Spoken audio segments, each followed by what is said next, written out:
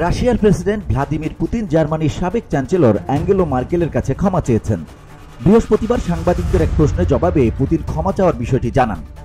এমন খবর প্রকাশ করেছে সংবাদ সংস্থা রয়টার্স। প্রতিবেদনে বলা হয় 2007 সালে জার্মান চ্যান্সেলর অ্যাঙ্গেলো মার্কেলের সঙ্গে পুতিনের গুরুত্বপূর্ণ বৈঠক চলছিল। সে সময় বিশেষ কূটনৈতিক আলাপের সময় কক্ষে পুতিনের পোষা কুকুর কোনি প্রবেশ করে।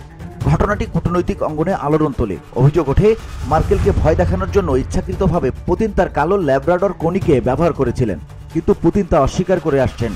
বৃহস্পতিবারও সাংবাদিকদের এ ধরনের প্রশ্নের মুখে তার আগের অবস্থান পুনর্ব্যক্ত করেন এবং অনাকাঙ্ক্ষিত ঘটনার জন্য মার্কেলের কাছে ক্ষমা চান।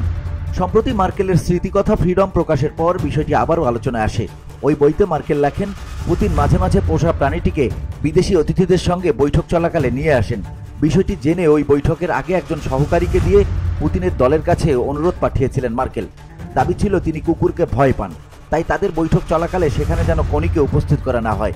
তবু পুতিন কুকুরকে নিয়ে আসেন।